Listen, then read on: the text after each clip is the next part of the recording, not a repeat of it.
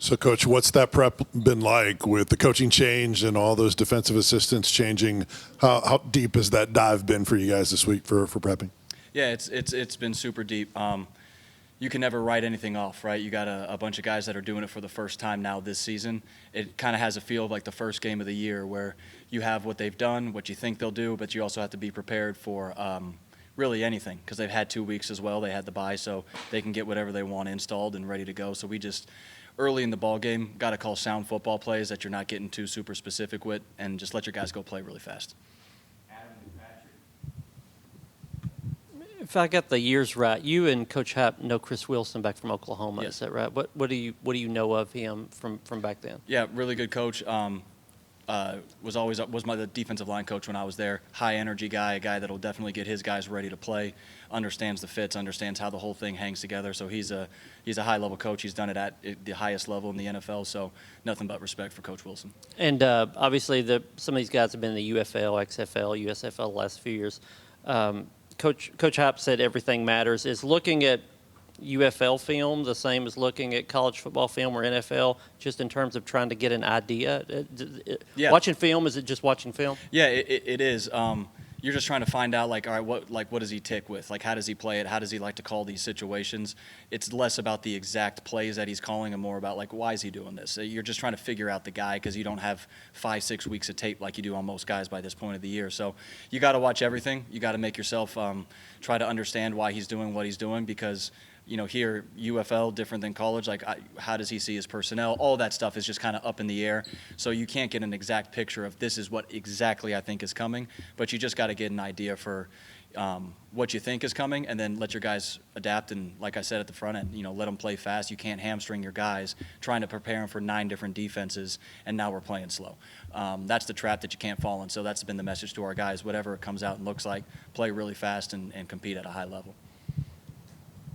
Joe, you guys are averaging, I think, over 50 points a game, so I imagine the list of things that you need to improve can't be too long. But what are some things that, coming out of the open date, you guys have been sort of emphasizing as areas you can still get better and be more explosive? We've done a good job, but we've also got a lot to improve on. There's just a lot on the field that we're leaving in every ball game. We come off and we have our unit meeting on Mondays, and the feel is the same for our offensive unit. It's, man, we left a lot out there. There's a lot more that we can do. The last ball game, we left a lot in the tight zone. Had a chance to score some points early in that ball game and maybe change the way it played out on the back end. We didn't. It was good to see the guys fight through that. But finishing drives and taking advantages of the plays that are there, not minimizing opportunities. You're playing good football teams every week in this conference. If you're taking points off the board yourself, you're helping the defense out. These guys are too good. You don't need to help them. The ability to go with tempo obviously puts stress on the defense from a communication standpoint. Mm-hmm. But when the defense is brand new in the middle of the year, does that make the tempo even more important this week to really kind of get those defensive players for Arkansas really having to rely on communication even more? Yeah, the tempo for us, it's like I said, it's always been a weapon, but exactly right. If they're doing something completely new, like let's push the gas a little bit here and see if we can't create some eye violations. And on the same breath, you're walking the line with your guys of if it's something they have not seen before, we need to make sure that we're ID'd correctly. We need to make sure that our eyes are in the right spot too. So it's kind of walking that line early of not letting off the gas, not playing slow, but also making sure that, we're targeted the right way and that we're not talking ourselves into negatives. Coach, you obviously have had a lot of guys hit and step up in the passing game, but in particular with Braylon in that slot position, how key has his development been for what you guys have been able to do? Yeah, Braylon's been huge for us. He was a guy that we felt, all offseason when the question was, how are you going to replace the production that left the building? And he was a guy that we felt was a big part of that we really liked through last season. We really liked him through all fall camp, all spring ball. So we thought that was a guy that was going to step up. Again, just like a lot of our team this year, they just hadn't done it yet with live fire. But to see the way that he's responded right from the jump, he's been a huge part of what we've been able to do. A big body in the slot that can run. He's got the long wingspan, the great ball skills. So he's a guy that allows us to be really free in the slot position. With all the experience that Joey Aguilar has previously and in what he's done 5 games here, how comfortable are you with this offense's ability to adjust on the fly to whatever you've seen? I know you talked about not slowing them down, but there's some obvious adjustment that'll have to take place. How comfortable is Joey at adjusting to everything? Yeah, he's really comfortable with it.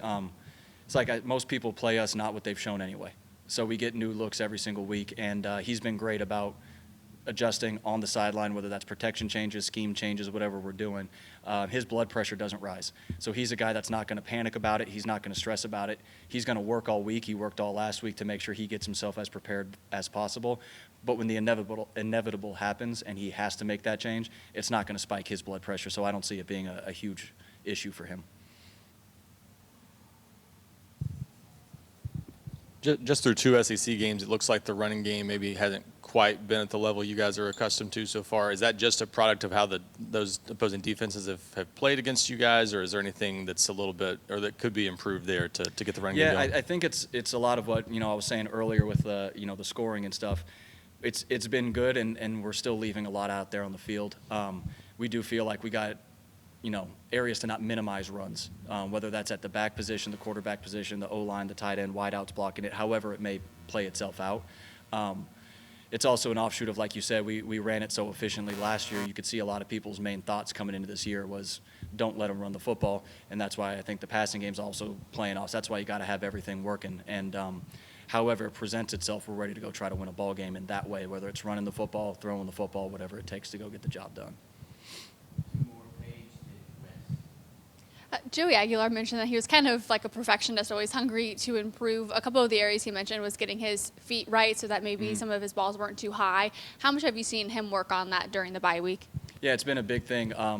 It's not like you're going back to spring ball in a bye week, but you can take a little bit off the scheme and focus on all right, let's get our mechanics in, where as you're going through a game week, you got to get all the reps just worried about the scheme, where are we going with the football, where's our eye discipline. So for him, it was all right, let's make sure that we're getting our body in the right position. He's exactly right, getting his throws out to his right. That's what we've talked about since the beginning, since he first got here. He's really refocused that. He's had a great couple weeks of practice, so I'm excited to watch him take the field on Saturday.